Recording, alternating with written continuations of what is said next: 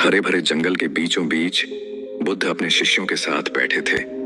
धूप के सुनहरे किरणें पेड़ों की शाखाओं से छनकर गिर रही थीं। वातावरण में पक्षियों का मधुर संगीत गूंज रहा था। उनके शिष्यों में एक थे आनंद, एक उत्सुक और समर्पित युवा जो सदा बुद्ध की शिक्षाओं में नए अर्थ खोजने को उत्सुक रहते थे।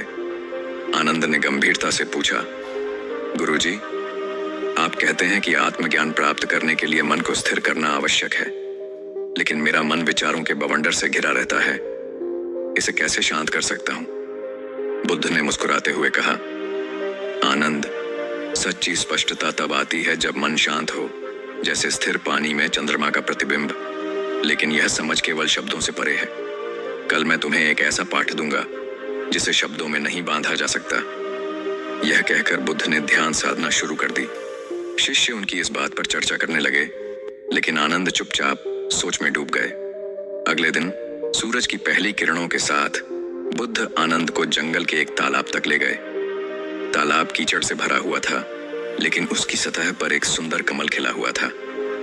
बुद्ध ने उसे देखते हुए पूछा, आनंद, तुम क्या देखते हो? आनंद ने जवाब दिया, गुरुजी, मैं एक कमल देख रहा हूं।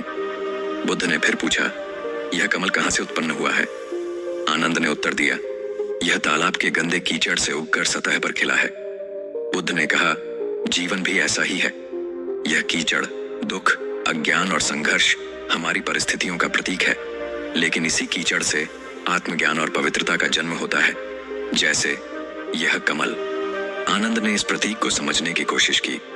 उन्होंने महसूस किया कि जीवन के संघर्षों से ऊपर उठना ही असली उद्देश्य है, लेकिन उनके मन में अभी भी सवाल थे। कुछ समय बाद बुद्ध और आनंद एक गांव पहुंचे। वहां एक धनी व्यापारी आया और विनम्रता से बोला, भगवान, मेरे पास धन दौलत सब कुछ है, लेकिन शांति नहीं है। मेरा मन बेचैन रहता है, कृपया मार्ग दिखाइए। बुद्ध ने जमीन से एक मुट्ठी रेत उठाई और उसे कसकर मुट्ठी में पकड़ लिया। रेत उनकी अंगुलियों के बीच से गिरने लगी।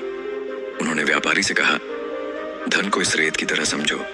जितना इसे पकड़ोगे उतना यह छूटता जाएगा, लेकिन अगर इसे हल्के से पकड़ ढोगे तो यह तुम्हारे साथ रहेगा। व्यापारी ने सिर झुका लिया। उसने बुद्ध की बात समझ ली। आनंद ने यह देखा और मन ही मन सोचा, त्याग ही शांति का मार्ग है। शाम को जंगल में वापस लौटने के बाद आनंद ने पूछा, गुरुजी, हम दुखों से ऊपर कैसे उठ सकते हैं? संसार का कीचड़ तो बहुत प्रभावी है। बुद्ध ने पास के झरने से पानी भरा और उसमें मुट्ठी भर नमक डाल दिया। कटोरा आनंद को देते हुए कहा, इसका स्वाद चखो।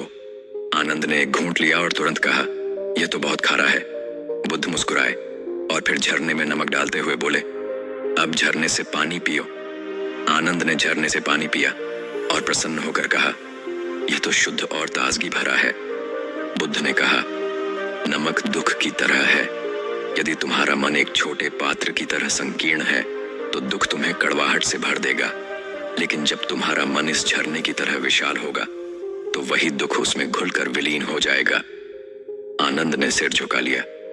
उन्होंने जीवन का एक और महत्वपूर्ण पाठ सीख लिया था। रात में आनंद उस तालाब के पास बैठे थे जहां उन्होंने सुबह कमल देखा था।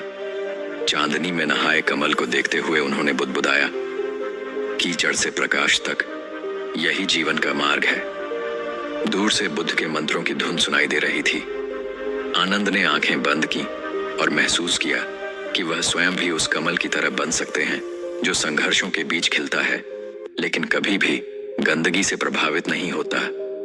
जीवन की यात्रा में कीचड़ को अपनाना ही कमल की तरह खिलने की कुंजी है।